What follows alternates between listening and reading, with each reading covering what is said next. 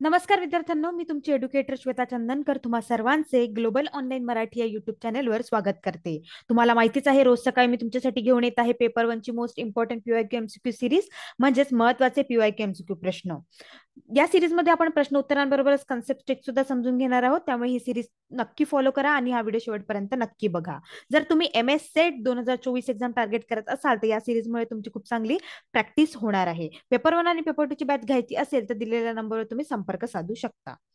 Global online तुमच्यासाठी घेऊन आले आहे MS सेट 2024 एक्झामसाठी पेपर वनचा कम्प्लीट कोर्स, ज्यात असणार आहे live lectures, weekly test, full syllabus notes असणार आहे, फुल सिलेबस मॉक टेस्ट असणार आहेत, 2000+ MCQ सिरीज असणार आहे, सोबत असणार आहे PIQ विथ सोल्युशन्स.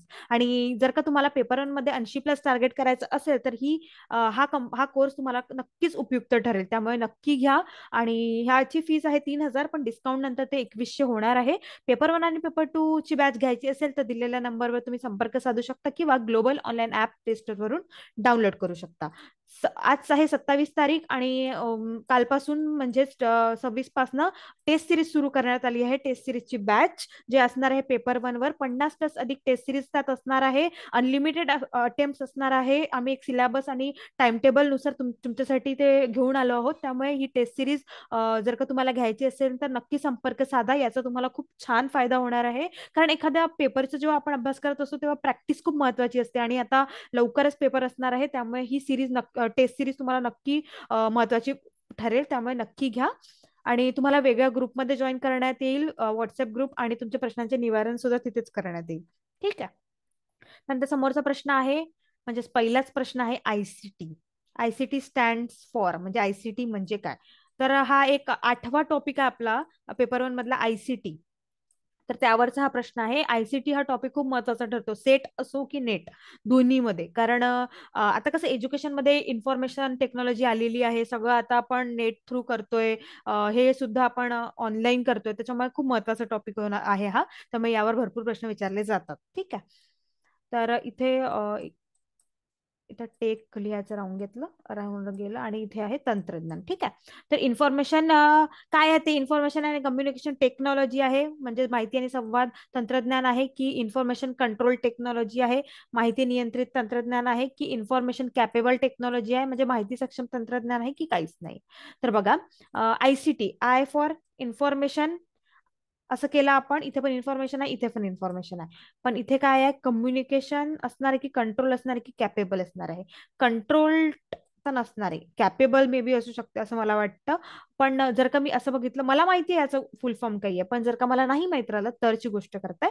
आणि T फॉर तर टेक्नॉलॉजी आहेच नक्की. तर काय असणार आहे याचं उत्तर? इन्फॉर्मेशन अँड कम्युनिकेशन टेक्नॉलॉजी, म्हणजेच माहिती संवाद आणि संवाद तंत्रज्ञान असणार आहे. ठीक आहे. त्यामुळे आपलं उत्तर काय असणार आहे? ए असणार आहे. त्यानंतर which of the following is a appropriate definition of for information technology, म्हणजे माहिती तंत्रज्ञानासाठी खालीलपैकी कोणती व्याख्या योग्य आहे? तर इथे आता व्याख्या विचारली आहे इन्फॉर्मेशन टेकची. सांगा बघू तुम्हाला काय वाटते. पहिला ऑप्शन आहे माहिती तंत्रज्ञान म्हणजे माहितीवर प्रक्रिया करण्यासाठी हार्डवेअर आणि सॉफ्टवेअरचा वापर. की माहिती तंत्रज्ञान म्हणजे उपयुक्त माहितीच्या वितरणासाठी हार्डवेअर आणि सॉफ्टवेअरचा वापर. की माहिती तंत्रज्ञानाचा संदर्भ आहे की हार्डवेअर आणि सॉफ्टवेअरचा वापर अनेक प्रकारची माहिती स्टोरेज आणि पुनरावृत्ती प्रक्रिया आणि वितरणासाठी केला जातो. की माहिती तंत्रज्ञानाचा अर्थ अनेक प्रकारच्या माहितीच्या प्रक्रियेसाठी भौतिक विज्ञान आणि सामाजिक विज्ञानाचा तत्वज्ञानाचा वापर करणे होय. सांगा बघू काय असणार आहे? काय असणार आहे डेफिनेशन?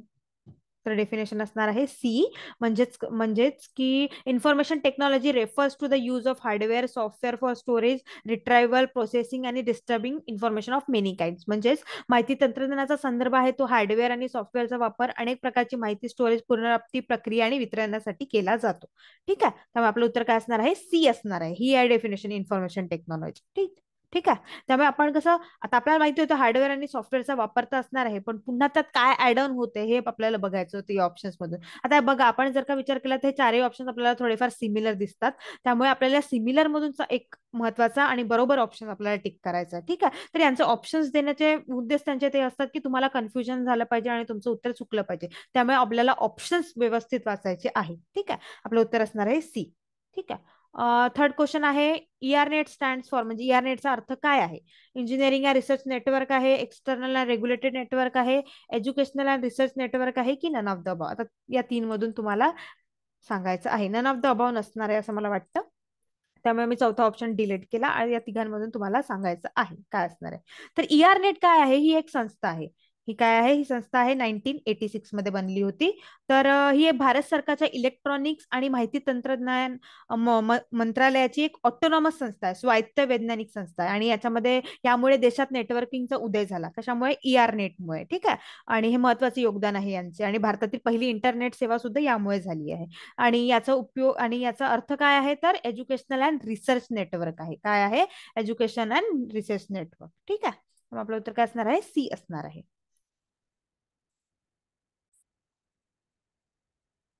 तर आपलं उत्तर काय असणार आहे? सी असणार आहे. ठीक आहे. समोरचा प्रश्न आहे, at which of the following institution is ERNet use to connect computers? म्हणजे ERNetचा वापर कशासाठी केला जातो?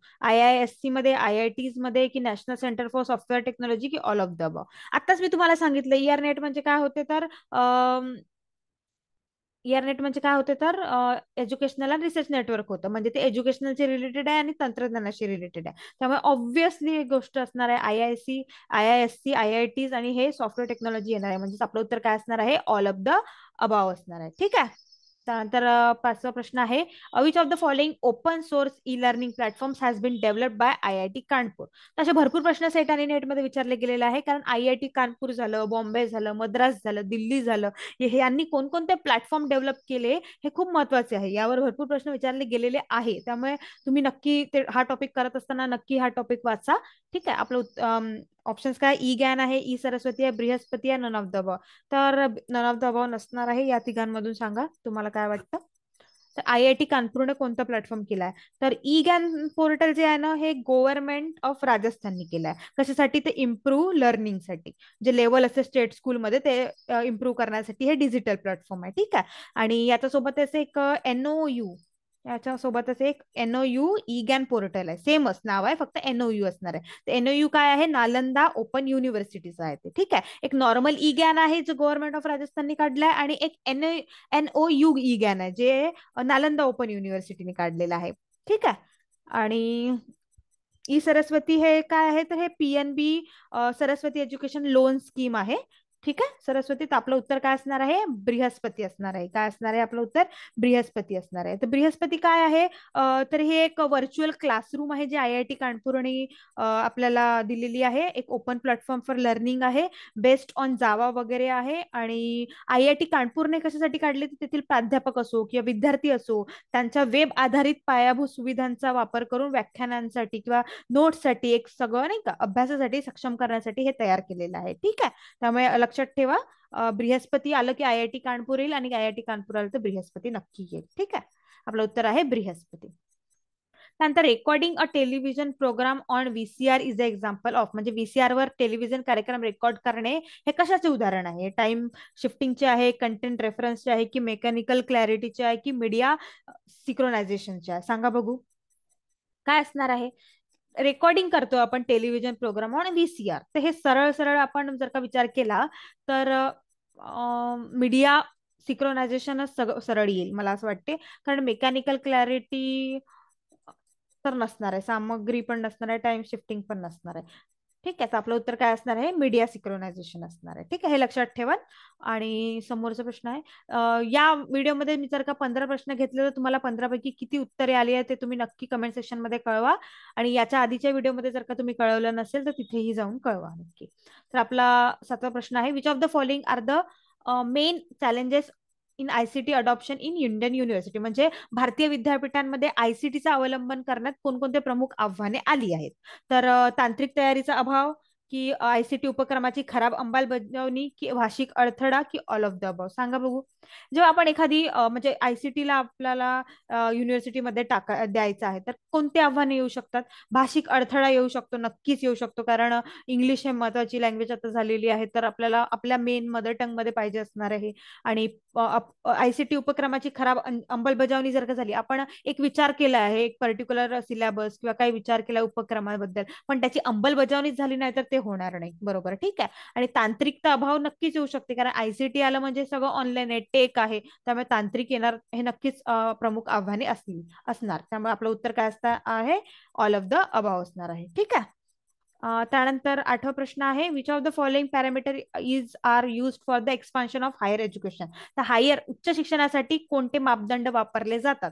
तर इथे ऍक्सेस दिलेला आहे, इक्विटी दिलेला आहे, रिसोर्सेस दिला आहे, की ऑल ऑफ द अबाव? सांगा बघू. हा खूप सोपा प्रश्न आहे. एक हायर एज्युकेशन मध्ये काय पाहिजे राहते विस्तारांसाठी?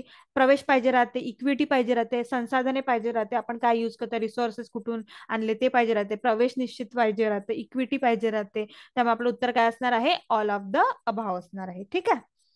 त्यानंतर टीकेडीएल स्टँड फॉर असे पण प्रश्न विचारले जातात. टीकेडीएल झालं, पीडीएफ झालं, पीडीएफचं पूर्ण फुल फॉर्म काय आहे, एटीएमचा फुल फॉर्म झाला, हे विचारले जातात. ठीक आहे, या विचारले गेलेले आहे. टीकेडीएलचं काय असणार आहे मग? पारंपरिक ज्ञान डिजिटल लायब्ररी, म्हणजे ट्रेडिशनल नॅक डिजिटल लायब्ररी आहे का, की ट्रेडिशनल नॉलेज डिजिटल लायब्ररी आहे? काय असणार आहे? की ट्रान्सफर नॉलेज डेस्कटॉप लिटरेचर असणार आहे, की ट्रान्सफर नॉलेज डिजिटल लायब्ररी असणार आहे? सांगा बघू काय असणार आहे. तर सांगा बघू आपलं उत्तर काय असणार आहे? आपलं उत्तर असणार आहे ट्रेडिशनल नॉलेज डिजिटल लायब्ररी, म्हणजे पारंपरिक ज्ञान डिजिटल लायब्ररी असणार आहे. कारण पारंपरिक ज्ञानाचे भारतीय डिजिटल ज्ञान भंडार आहे हे, आणि विशेषतः औषधी वनस्पती असो किंवा भारतीय औषधी प्रणाली आहे त्यामध्ये इथे वापरल्या जातात. आणि हे 2001 मध्ये आलेलं, आणि प्राचीन भारताचे प्राचीन भारत पारंपरिक ज्ञानाचे शोषणापासून संरक्षण करणे हा त्यांचा मुद्दा आहे. ठीक आहे, प्राचीन पारंपरिक ज्ञानाचे शोषणापासून, ठीक आहे, संरक्षण करण्याचा मुद्दा आहे. त्यामुळे आपलं उत्तर काय असणार आहे? बी असणार आहे. Sending and receiving messages signals occurring at the same time is denoted by. एकाच वेळी येणारे संदेश आणि सिग्नल पाठवणे आणि प्राप्त करणे याद्वारे दर्शवले जाते. कशाद्वारे दर्शवले जाते? समकालीन, समकालीन असो की असिक्रोनस असो, की बोथ ए अँड बी, की वरीलपैकी काही नाही? सिक्रोनस आहे की असिक्रोनस आहे? सांगा बघू. तर सेंडिंग अँड रिसिव्हिंग मेसेज जे असतात ना, ते सिग्नल जे ऑकर होतात सेम टाइम मध्ये, ते कशा, त्याचं काय आहे, ते कशा काय दर्शवतात हे विचारलं गेलेलं आहे. तर इथं आपण आधी बघून घेऊया की हे सिक्रोनस काय असतं. सिक्रोनस म्हणजे काय असतं, की हे डेटा ब्लॉक किंवा फ्रेम्सच्या स्वरूपात पाठवला जातो, आणि बोथ सेंडर आणि रिसिव्हर इथे महत्वाचा असतो. कोणच महत्वाचे असतात? सेंडर आणि रिसिव्हर. ठीक आहे. एक्झाम्पल याचा चार्ट रूम आहे, टेलिफोन कॉन्व्हर्सेशन आहे, व्हिडिओ कॉन्फरन्स आहे. तर हे एक रिअल टाइम इंटरॅक्शन आहे. म्हणजे की आता आपण मी तुमच्याशी व्हिडिओ कॉल करते आहे, आपल्या झूम मीटिंगवर आपण लेक्चर घेतोय, ते काय झालं तर सिक्रोनेस झालं, कारण रिअल टाइम कन्व्हर्सेशन होत आहे, हो की नाही? आता मी ह्या रिअल टाइम कन्व्हर्सेशन होतं, आणि सिक्रोनस मध्ये रिअल टाइम कन्व्हर्सेशन होत नाही, ते इनडायरेक्ट कन्व्हर्सेशन होतं, जसं की ऑनलाईन फोरम झाले, ईमेल झालं. ठीक आहे. लर्नर आणि टीचर म्हणजे प्रेझेंट नसतात एक सोबत सेम टाइम मध्ये, जसं की हे आहे. आता मी रेकॉर्डेड लेक्चर्स टाकताय, म्हणजे की सेम टाइमवर आपण तुम्ही विद्यार्थी आणि मी सेम टाइमवर आपण नाही आहोत सोबत, हो की नाही? जर का आपण झूम मीटिंग केली असती तर आपण ते सोबत असतो, आणि ते सिक्रोनियस मध्ये गेलं असतं. आणि हे जे रेकॉर्डिंग सेशन्स असतात ते असिक्रोनियस मध्ये जातात. ठीक आहे. त्यामुळे आपलं उत्तर काय असणार आहे? सेंडिंग आणि receiving message signal occurring at the same time, म्हणजे सिक्रोनस. ठीक आहे, सेम टाइम मध्ये होते, रिअल टाइम इंटरॅक्शन आहे ते. ठीक आहे. त्यामुळे आपलं उत्तर काय असणार आहे? ए असणार आहे. Digital divide is a term use in context of differentiation in the use of ICT IT. तर डिजिटल डिवाइड जे आहे त्यामध्ये आयसीटी किंवा आयटीच्या संदर्भात कोणतं वापरलं जातं, काय वापरलं जातं? तर सांगा बघू. डेव्हलप्ड अँड डेव्हलपिंग नेशन्स, म्हणजे विकसित आणि विकसनशील राष्ट्रे, शहरी आणि ग्रामीण भारत, की बोथ ए अँड बी, की काहीच नाही? सांगा बघू काय, कशासाठी डिजिटल डिवाइड हे टर्म यूज केले जाते कॉन्टेक्स्ट ऑफ डिफरन्शिएशन मध्ये, आयसीटी मध्ये? तर हे केला जाते, ए आणि बी दोन्ही असणार आहे याचं उत्तर. म्हणजे डेव्हलप्ड अँड डेव्हलपिंग नेशन मध्ये पण केलं जाते, आणि अर्बन आणि रुरल मध्ये केलं जाते, कारण हे बदलत नाही ना, आयसीटीचे जे संदर्भात आपण घेतो आयसीटीच्या, ते बदलत नाही. त्यामुळे ते आपलं उत्तर काय असणार आहे? सी असणार आहे. In the hypermedia database information bits are stored in the form of. आता याच्यामध्ये विचारलंय, जे हायपरमीडिया डेटाबेस आहे त्यामध्ये बीट्स जे आहे ते कोणत्या स्वरूपात संग्रहित केलं जातं? तर सांगा बघू कोणत्या स्वरूपात केलं जातं संग्रहित? क्यूब मध्ये तर नाही केलं जात, सिम्बल्स, सिम्बल्स मध्ये केलं जातं का? नाही. नोट्स मध्ये किंवा सिग्नल मध्ये? आता सांगा बघू यामधून काय असणार आहे उत्तर आपलं. आपलं उत्तर असणार आहे सिग्नल्स. काय असणार आहे? सिग्नल्स. हायपरमीडिया डेटाबेस मध्ये इन्फॉर्मेशन बिट्स जे आहे ना ते सिग्नल्स मध्ये होतं. ठीक आहे. तर in the form of signal मध्ये ते स्टोअर होतं. त्यानंतर communication bandwidth that has a highest capacity and used by microwave cable and fibre optic lines is known as. सांगा बघू. कम्युनिकेशन बँडविथ ज्याची क्षमता सर्वाधिक आहे आणि मायक्रोवेव्ह झालं, केबल, फायबर ऑप्टिकल झालं, या लाईन्सद्वारे ते वापरली जाते. तर काय काय आहे ते? हायपरलिंक म्हणतात का त्याला, की ब्रॉडबँड म्हणतात, की बस विड्थ म्हणतात, की कॅरियर वेव्ह म्हणतात? सांगा बघू काय असणार आहे. वाहक लहर तर नसणार आहे. तर आपलं उत्तर काय असणार आहे? आपलं उत्तर आहे ब्रॉडबँड. काय उत्तर आहे? Communication band with that has highest capacity, ते आहे ब्रॉडबँड. ठीक आहे. त्यानंतर समोरचा प्रश्न आहे, information and communication technology includes, म्हणजे माहिती आणि संप्रेषण तंत्रज्ञानाचा समावेश होतो. काय होतं यामध्ये? यामध्ये कोणकोणते होते ऑप्शन्स बघूया. ऑनलाईन लर्निंग होतं का? Learning through through the use of Edusat, म्हणजे एड्युसेटच्या वापराने शिकणे, वेब आधारित शिक्षण, की ऑल ऑफ द अबव? सांगा बघू काय असणार आहे माहिती आणि संप्रेषण तंत्रज्ञानाचा समावेश मध्ये? तर ते काय? ऑल ऑफ द अबव असणार आहे, हो की नाही? इन्फॉर्मेशन टेक्नॉलॉजी मध्ये सगळं आलं. ऑनलाईन लर्निंग आलं, वेब बेस्ड लर्निंग आलं, लर्निंग थ्रू कशा थ्रू पण प्लॅटफॉर्म थ्रू आलं, जसं स्वयं आलं, मूक आलं, हो की नाही? त्यामुळे हे सगळे याचंच असणार आहे. आपलं उत्तर आहे डी.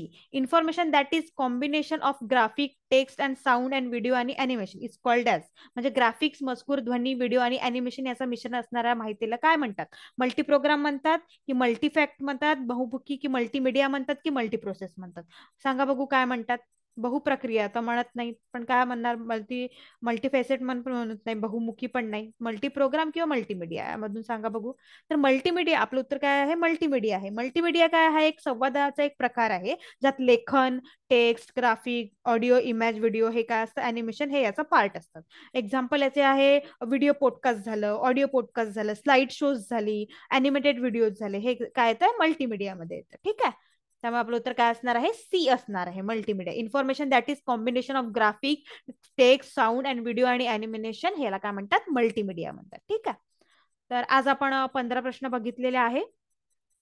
15 पैकी तुम्हाला किती आले ते कमेंट सेक्शन मध्ये नक्की कळवा. 15 पैकी तुम्हाला किती आले. आणि आयसीटी हा टॉपिक नक्कीच खूप महत्वाचा आहे. आपण यावर भरपूर प्रश्न घेऊयात. आणि पेपर 1 किंवा पेपर 2 ची बॅच घ्यायची असेल तर दिलेल्या नंबरवर तुम्ही संपर्क साधू शकता किंवा ग्लोबल ऑनलाईन ॲप प्ले स्टोअरवरून डाउनलोड करू शकता. सोबतच आम्ही सुरू केलेली आहे टेस्ट सिरीजसाठी बॅच, ती सुद्धा तुम्हाला खूप महत्वाची ठरेल. आणि जर का तुम्हाला ती बॅच घ्यायची असेल तर या नंबरवर तुम्ही संपर्क साधू शकता. आणि याचा खूप फायदा होणार आहे. टेस्ट सिरीजचा 50 अधिक टेस्ट सिरीज आपल्याकडे असणार आहे.